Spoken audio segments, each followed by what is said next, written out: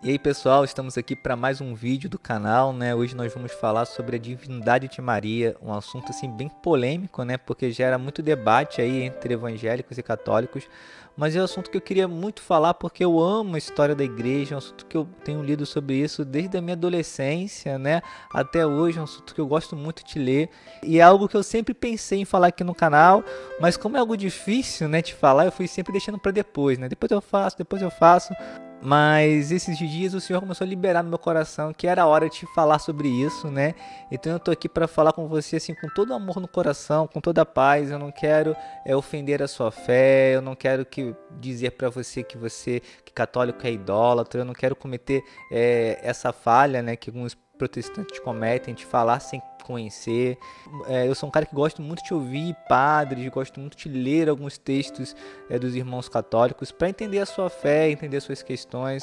Eu gosto muito de entender a história da igreja, entender como tudo aconteceu. Então, assim, essa vai ser uma conversa, né, que provavelmente a gente tenha pontos divergentes, mas eu quero que você tire proveito disso, né? Que a gente tenha um papo assim mais sadio, né?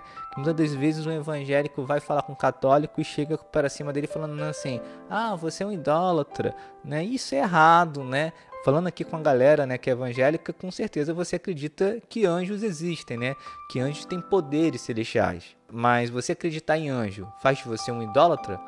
Por acaso, se você acredita em anjo, você está se tornando automaticamente um idólatra de anjos? Não.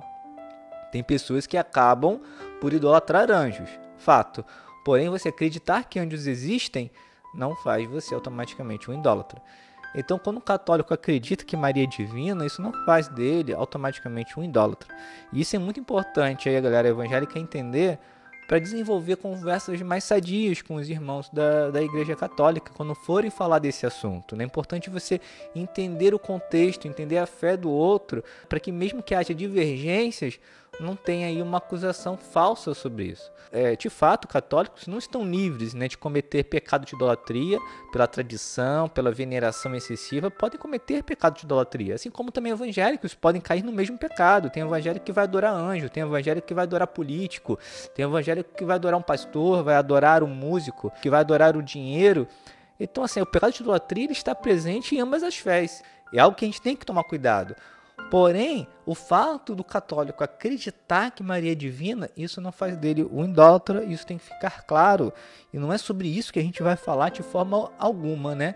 E é bem importante aí, tanto evangélicos quanto católicos, entender, né, a origem disso, né? Quando a gente fala sobre essa questão da divindade de Maria, né, muitos evangélicos acham que essa mudança aconteceu assim do nada, de repente. De repente, né, Constantino se converteu, corrompeu a igreja e começou a divinizar Maria, os santos e tudo mais. E na verdade não foi assim. Na verdade nem foi um processo assim, tinha uma pessoa só, foi uma coisa natural que foi acontecendo dentro da igreja para tentar responder uma questão. E que questão era essa? A questão tinha a ver sobre Jesus. Sobre Jesus ser 100% Deus e Jesus ser 100% homem, né? E se Jesus era 100% Deus, como que ele nasceu de uma mulher que tinha pecado? Como ele nasceu de uma pecadora, então ele não podia ser 100% Deus se nasceu de uma pecadora.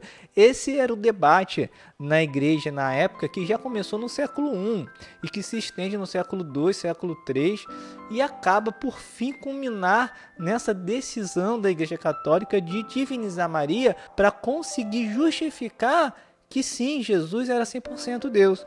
Então assim que começa o debate. E o que eu estou falando não é nenhuma viagem não, porque se você for ver nas próprias escrituras, isso já estava acontecendo. Lá em 1 João, no capítulo 4, você já vai ver João falando o seguinte: muitos falsos profetas têm saído pelo mundo. Vocês podem reconhecer o Espírito de Deus deste modo: todo espírito que confessa que Jesus Cristo veio em carne procede de Deus. E por que João falava isso? Porque já naquela época já tinha pessoas falando o seguinte: olha, Jesus não veio em carne somente, Jesus também veio em espírito. Tinham dois Jesus, digamos assim, dentro de um só. Um era humano e tinha pecado, e o outro era divino. Então os caras começaram a viajar para conseguir explicar essa questão sobre como que Maria era pecadora. Então daí surgem várias explicações. Então quando os gregos também começam a se converter, A escola grega tinha uma vontade de te responder tudo, de entender tudo de forma minuciosa. Então começam a surgir vários teólogos, filósofos que começam a debater sobre isso. Isso já no primeiro século, então isso se estica no século II, no século III. Chega no século IV, o debate já está tão acalorado, né, a ponto de criar divisões, que a igreja precisa tomar uma medida, né, e afirmar algo. Olha, vamos começar a explicar isso. Então é nessa hora que no concílio de Éfesos, lá no ano de 431, a igreja meio que dá um ultimato. Olha, Maria é mãe de Deus e Maria é divina, né? A partir daí começa a se construir uma teologia da divindade de Maria de forma mais profunda, e ela começa a considerar como herege qualquer um que dissesse algo ao contrário, né, para tentar apaziguar o debate, porque não dava para aceitar a ideia de Jesus ter pecado, porque isso colocaria em risco toda a fé cristã. Nem tampouco a ideia de dois Jesus dentro de um só, o negócio estava ficando muito confuso. Apesar de que foi ficando também muito confuso a partir daí também. Mas assim, o que acontece? O centro do debate era para preservar que Jesus era Deus. Então é isso que é importante que você entenda. O centro do debate era isso. Eles queriam dizer que Jesus não tinha pecado, que Jesus era 100% Deus. Por isso eles chegaram e falaram, bem, o caminho mais lógico da coisa é que Maria era divina. Então eles acabaram entendendo dessa forma, porque eles não estavam conseguindo explicar, eles queriam muito explicar. Eu acho que o primeiro erro de um cristão é você tentar explicar tudo, né? A fé cristã muitas das vezes é um mistério, não tem explicação para tudo. Tentar explicar pode levar a gente a cometer algumas falhas e a criar uma teologia errada. Porém, mesmo assim, eu entendo a aflição daqueles irmãos pelo debate, pela vontade das pessoas terem uma resposta, pela situação que estava. Era um negócio muito complexo. Eu consigo assim, entender e ter muita compaixão, sabe? Do cenário daquele momento, né? Não eram pessoas mal intencionadas, era uma situação difícil, cara, uma situação muito complexa, sabe? De muita dor, de muita crise emocional. E eles acabaram decidindo por isso. Mas se eles tivessem informação da ciência de hoje, sabe? Que dá para gerar um embrião num útero, e aquele útero ser somente o portador, né, daquela vida, né? E quando nascer, ele não vai herdar o DNA daquela pessoa, não vai herdar o sangue, ele vai ser um embrião colocado dentro de um útero, né? Aquela barriga é só uma barriga de aluguel. Se eles tivessem esse entendimento, eles iam explicar claramente que Jesus era um embrião puro que Deus colocou no útero de Maria, e que no DNA de Jesus não tinha o mesmo DNA de Maria. Jesus era o quê? Jesus era o segundo Adão, né? Ele nasceu totalmente sem pecado, e eles não precisariam, né, justificar a divindade de Maria para dizer, né, que Jesus nasceu sem pecado. Hoje a ciência explicaria isso de forma muito fácil, diferente daquela época. Então acaba sendo necessário, com o conhecimento que a gente tem da história, o conhecimento que a gente tem da ciência, se faz necessário a gente olhar para trás e pensar o seguinte, bem, será que a igreja errou? Será que a igreja, quando ela decidiu por divinizar Maria, e a partir daí começa a criar outras doutrinas em cima disso, começa a se criar outros processos de divinização, tanto de santos, será que a igreja, quando fez isso, será que ela não errou? Será que ela não errou, não veio errando lá atrás e acabou culminando nisso tudo? Você pode estar aí pensando, Leandro, mas e as aparições sobrenaturais? E as coisas sobrenaturais que aconteceram, né? Teve pessoas que viram Maria, teve pessoas que ouviram Maria, que ela apareceu, encarnou, desceu.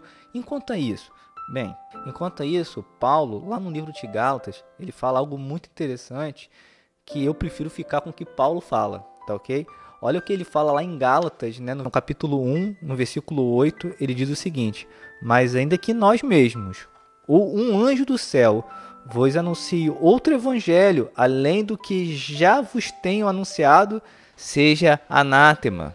Então ele fala assim, olha, mesmo que nós mesmos, ou um anjo apareça e comece a falar um evangelho diferente do que Jesus ensinou, trazendo outras coisas, olha, não considere, fique somente com o que Jesus ensinou.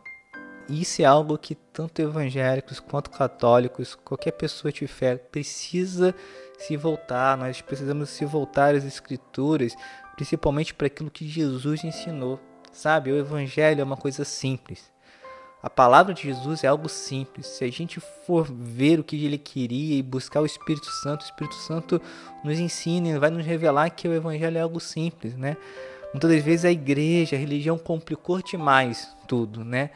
Mesmo que a ideia não é ser perfeito, sabe? Não é concordar em tudo, mas se a gente se entregar ao nosso coração em total confiança ao Espírito Santo e a Deus, e se entregar às Escrituras, e começar a ler o livro de Lucas, de Marcos, de Mateus, né, de João, e pedir: Espírito Santo, eu quero entender o que Jesus ensinou, eu quero ficar com o que Jesus ensinou, eu quero que isso frutifique no meu coração, me mostre a verdade. Rapaz, eu tenho certeza que com certeza ele vai fazer. Eu creio mais na palavra de Deus, que diz o seguinte: ele enviaria o Consolador, e esse Consolador, o Espírito Santo, nos ensinaria todas as coisas e faria lembrar todas as coisas que Jesus tinha ensinado.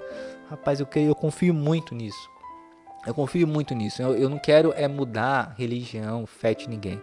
O que eu quero é que as pessoas se abram plenamente para aprender do Espírito Santo, para ouvir a voz do Espírito Santo, e na Bíblia ler o que Jesus ensinou e aprender com ele, sabe? Aprender com ele. A essência é ele é o cabeça da igreja. Então nós temos que aprender com Jesus. Então, se tem algo que a gente aprendeu errado, se tem algo que a gente está entendendo errado, que venha ser Jesus a nos ensinar o que é certo, tá? E a gente precisa de muita graça, sabe? De muito amor para entender pensamentos diferentes. A gente não está aqui para brigar, para discutir, né? Olha, ora, fala com Jesus, deixa o Espírito Santo falar com o seu coração. Talvez ele tenha coisas mais importantes para falar com você do que questões de crenças no momento. Talvez ele vai falar sobre perdão, talvez ele vai falar sobre misericórdia, sobre amar ao próximo. E aí, com o tempo, ele vai ajustando o seu coração, ele vai ajustando para que você creia conforme ele pregou no início.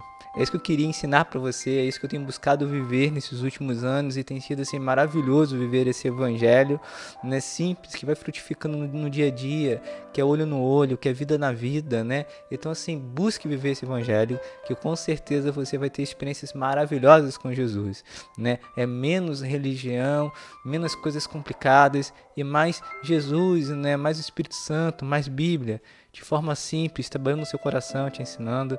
É isso que eu desejo aí para você, meu irmão católico, meu irmão evangélico que está vendo esse vídeo. É isso que eu desejo para você. Um evangelho simples, né? É funcional na sua vida. Se você gostou desse vídeo, né, curta aí, compartilha com seus amigos, né? Deixe também seu comentário falando o que você achou. Se você tiver alguma dúvida também, coloque no comentário, que se eu souber responder, ou Deus me dê alguma graça, eu vou tentar tirar sua dúvida, eu vou tentar te responder, vou tentar acrescentar algo, né? Então, assim, que Deus te abençoe, né? Até o próximo vídeo, fique na paz.